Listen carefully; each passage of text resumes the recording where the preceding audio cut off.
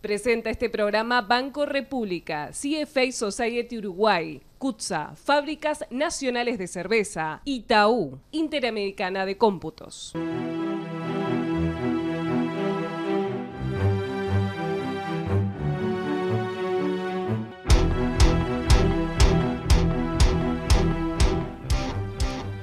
Seguimos en ADN, además de noticias aquí en BTV.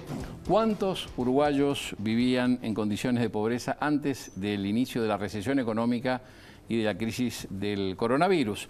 Nos acompaña el economista Carlos Díaz, investigador senior, asociado CERES, profesor de alta dedicación en economía, el Departamento de Ciencias Sociales de la Universidad Católica y miembro del Sistema Nacional de Investigaciones. Carlos, un gusto, bienvenido aquí a ADN. Muchas gracias. ¿De qué se trata este estudio que marca algunas cifras que impactan, ¿no?, la cantidad de pobres que tiene el Uruguay antes de que empiece la pandemia y que sorprenden un poco porque teníamos otra cuantificación?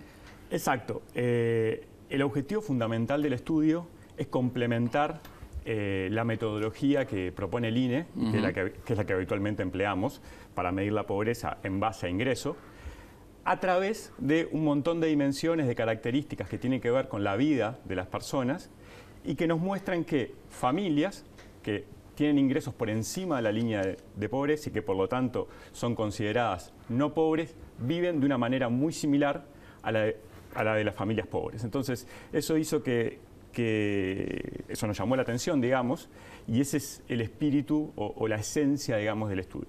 La primera apreciación es, la materia prima son los datos estadísticos básicos de la encuesta de hogares del Instituto Nacional de Estadística. Absolutamente. O sea, la idea de esto es mirar un problema que es muy complejo de una perspectiva diferente, pero basado 100% en la información que brinda el INE. El INE tiene una encuesta, que es la encuesta continua de hogares, que es donde uno puede obtener esta información, que es la misma información que se utiliza para computar la pobreza de la manera tradicional por el método de ingreso, que es la que nosotros aprovechamos y generamos una medida alternativa y complementaria a la que propone el INE, y nos dan esos números. Carlos, ¿cómo se mide hoy la línea de pobreza e incluso la línea de indigencia en el país? ¿Qué es lo que define eso? Bien, hay dos canastas, ¿no? Una canasta de alimentos que refiere a las calorías mínimas que una persona debería ingerir para no ser considerado indigente. Y a esa canasta se le agrega un componente no alimentario que tiene que ver con vivienda, transporte y un montón de otras dimensiones que garantizan lo mínimo para tener una vida digna. Esas dos canastas conjuntas tienen un valor que es lo que marca la línea de pobreza. Las personas que pueden acceder al valor de esa canasta son consideradas no pobres. Quienes no pueden acceder al valor de esa canasta se los considera en situación de pobreza. Bueno, cuantifiquemos cuál ha sido la evolución histórica del Uruguay digamos, de la línea de pobreza. ¿Evaluamos en personas o en hogares? Bueno, acá lo que tenemos, a ver, la incidencia que habíamos mostrado ahí muestra personas. Personas. ¿No? Sí. Lo que se ve claramente es una caída muy fuerte, sobre todo a partir de, bueno, históricamente, ¿no? Hay dos metodologías que utiliza el INE, pero la caída se observa particularmente luego de la crisis de 2002, y Uruguay alcanza niveles muy bajos que nunca había observado, ¿no? Si bien en los últimos años aumentó un poco la incidencia de la pobreza, hoy por hoy estamos en niveles de 8,8%, 9%, que son aproximadamente 300.000 personas y que son, en términos de ingreso, niveles bajos. En términos históricos, perdón. Claro. Y en lo que tiene que ver con necesidades básicas insatisfechas, ¿cómo se relaciona, digamos, esa línea?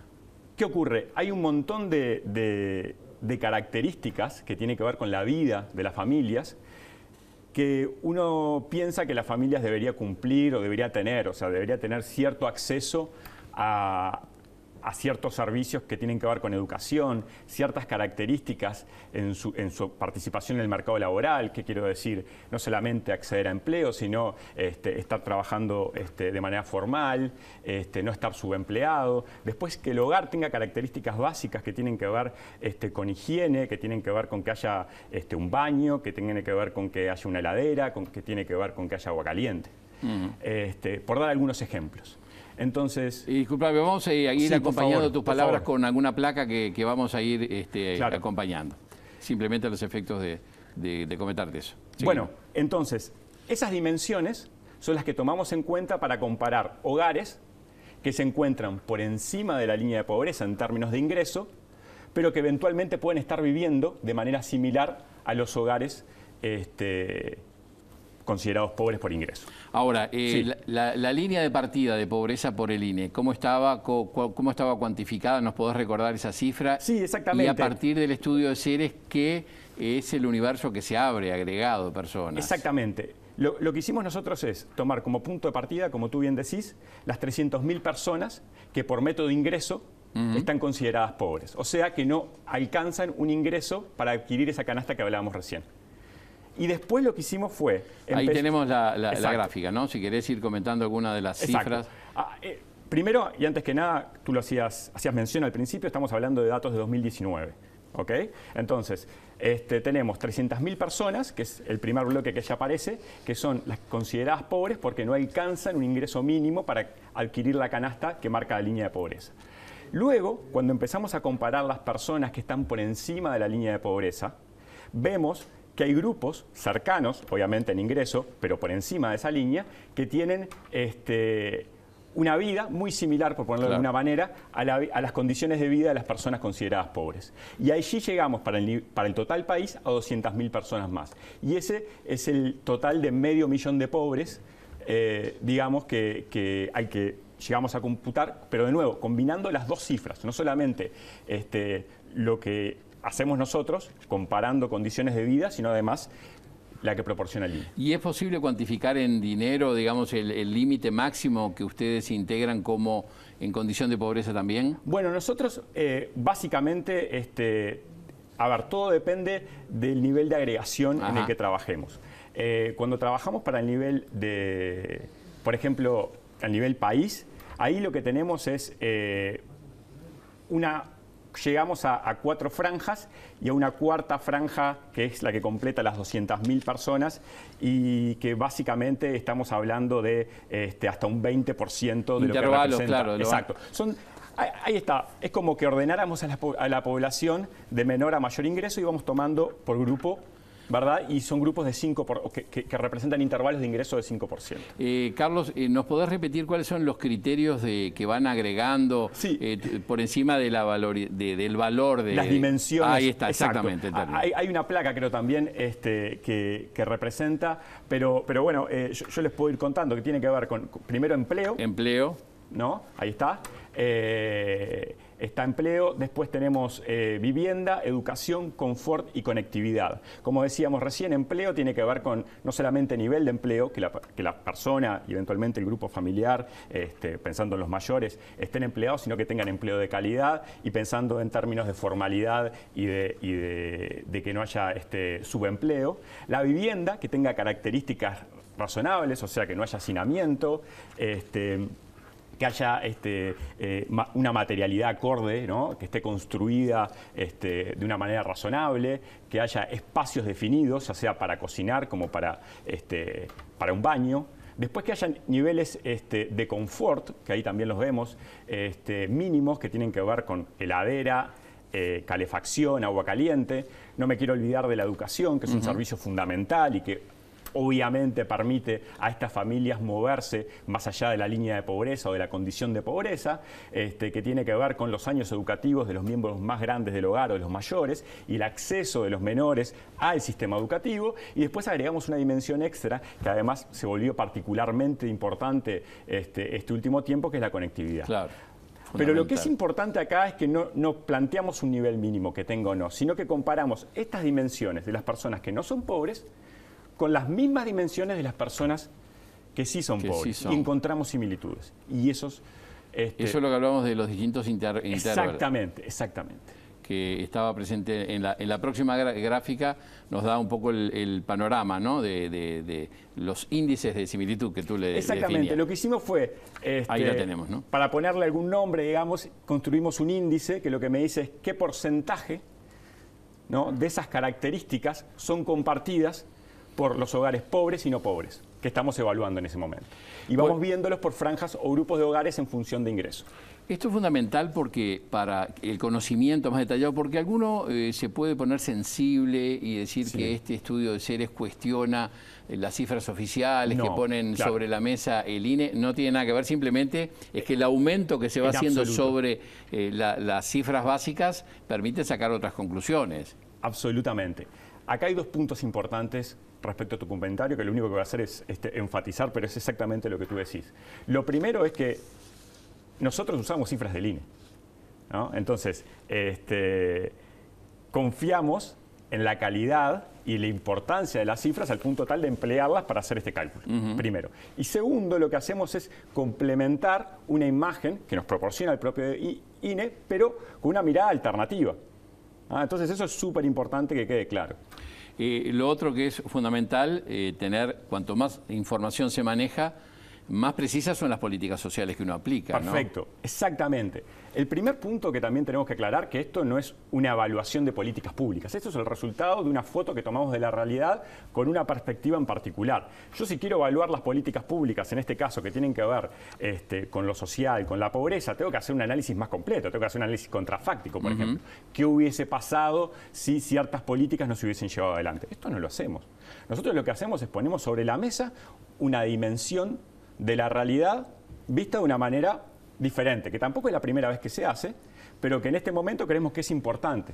Y aparte viene todo a cuento de que hay una motivación en particular con todo esto que pasó con la pandemia, con las ollas, de que había aparecido un montón de ollas populares y mucha gente se preguntaba ¿por qué está pasando esto cuando tenemos niveles de pobreza, al menos medidas por método de ingreso, históricamente bajas? Tenemos otra gráfica que cuantifica la pobreza por ingreso, la pobreza por carencias socioeconómicas. Ahí tenemos la presentación, ¿no? Si ven en esa placa, lo que hacemos es, ahí hay 3 niveles que refieren a Montevideo, la primera línea, la segunda línea interior y la tercera línea total país, y las columnas son la pobreza tradicional, por decirlo de alguna manera, método de ingreso, medida por INE.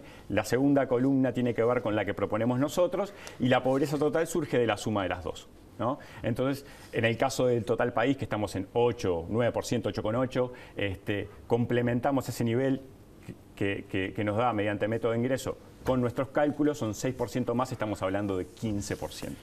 Carlos, históricamente la distribución geográfica de la pobreza tiene características particulares, área metropolitana y el norte del país. Sí. ¿Esto va en la misma dirección? Exacto. En términos relativos o geográficos no cambiamos mucho el mapa. Prácticamente diría yo que es el mismo mapa que venimos viendo siempre. Y por ponerlo de alguna manera, en términos de Uruguay es una historia sacando Montevideo al norte y al sur del Río Negro. La situación se hace más compleja al norte del Río Negro, particularmente en el noreste y en el litoral, ¿no? Pero particularmente en el noreste. Y si nos venimos al sur y nos concentramos en Montevideo, obviamente que lo que ocurre es que la situación se hace muchísimo más compleja al norte de Avenida Italia, ¿no? Nosotros hicimos la estimación en zonas geográficas o regiones grandes para el total país y municipios para Montevideo.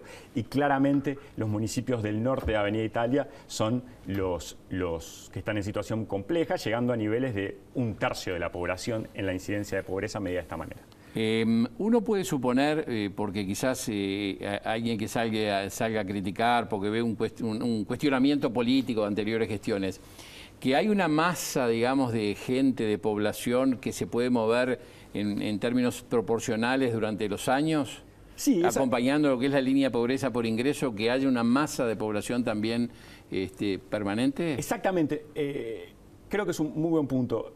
Nosotros, y tiene que ver con lo que hablábamos al principio, la parte tendencial, ¿no? La evolución temporal no la estamos cuestionando, no estamos poniendo el foco ahí, tampoco estamos cuestionando la foto, lo que estamos haciendo es poner una visión alternativa complementaria. Y ahí aparece un grupo de gente, una franja, como tú bien decías, que acompaña a las personas en situación de pobreza por método de ingreso, que es la que queremos capturar. Que hoy no está en el radar de políticas sociales, la idea quizás. Es esa, es ponerla en el radar, es poner en el radar personas que aprueban por método de ingreso, pero que siguen viviendo en condiciones vulnerables y similares a las personas que están por debajo de la línea de pobreza. ¿Han tenido contacto con el MIDES o con otros organismos para poder, digamos, de alguna forma coordinar la profundización de estos datos que son...? En principio no. La idea de este tipo de trabajo es ponerlo sobre la mesa. Históricamente, los 35 años de Ceres, el objetivo fundamental es proponer enfoques de la realidad para facilitar, para profundizar, para estimular el debate en políticas públicas, y tanto el gobierno como el resto de los integrantes, ya sea del sistema político como de la sociedad en general, son más que bienvenidos, y nosotros súper agradecidos de que tomen esto, ya sea para estar en favor o en contra, pero claro, lo importante es estimular el debate. Carlos, hay un dato Sí, que no es menor. Esto es al año 2019. Sí, exactamente. No está presente el análisis ni la cuantificación de la pobreza por uno u otro elemento, todos los efectos de la pandemia y el efecto económico y social que tiene, ¿no? Lamentablemente no. Yo he visto estimaciones, por ejemplo, del IECON, hay un colega, Matías Brum, que estuvo trabajando en este tema, y ellos tienen estimaciones, si mal no tengo entendido, también por el método de ingreso. Nosotros no podemos hacer esta cuantificación porque todavía no tenemos las cifras del INE, que van a estar... Que están bravas también por la presencialidad y lo que eran los métodos tradicionales, hoy no están presentes, ¿no? Es un año particular en todo sentido. Claro. Obviamente que lo que uno siente al ver esto, además de preocupación, es curiosidad, ¿no? Para ver qué nos daría esto si midiéramos ya sea la pobreza por método de ingreso y además le agregáramos hoy por hoy, ¿no?, en plena pandemia, la dimensión que proponemos nosotros. Ahora, tiene coherencia con la praxis, porque desde el gobierno y desde organizaciones sociales quedaron sorprendidos por la cantidad de ollas populares que surgieron en todo el país, básicamente en zona metropolitana, diciendo cómo, y las políticas sociales no cubren, no son insuficientes. No, lo que pasa es que también hay un agregado de población que no estaba en la mira, ¿no? Bueno, esa es la motivación principal para nosotros, decir, bueno, ¿qué pasó acá? Tratemos de mirar esto o proponer una mirada diferente. Pero sí, hay que tener en cuenta también que hay dimensiones que son más estructurales, ¿no? Y que a veces no se pueden resolver inmediatamente con una transferencia de ingreso, ¿no? Claro. Una familia, por más que yo la compense inmediatamente vía ingreso, no puede fácilmente cambiar las condiciones de su vivienda. Eso lleva tiempo. Entonces también hay que entender la temporalidad de este asunto, que no es menor, y es muy importante porque es parte del motivo por el cual las transiciones a veces tienen cierta particularidad. Claro, porque a veces el análisis frío de las cifras, yo tengo un ingreso agregado, mi hogar tiene un ingreso agregado, algún integrante del hogar consiguió trabajo, paso la línea, me compro un televisor, pero no por eso dejo de ser pobre y no solucione las carencias que tengo en otros ámbitos, Al ¿no? menos de manera inmediata no. Claro. Exactamente. Muy bien, economista Carlos Díaz, integrante del Ceres, muchísimas gracias, ha sido un gusto. Estas cifras son muy elocuentes y vamos a seguir desarrollándolas. Muy amable, ¿eh? Muchísimas gracias por el espacio. Seguimos enseguida en ADN, viene el sociólogo Gustavo Armas y vamos a seguir profundizando sobre este tema.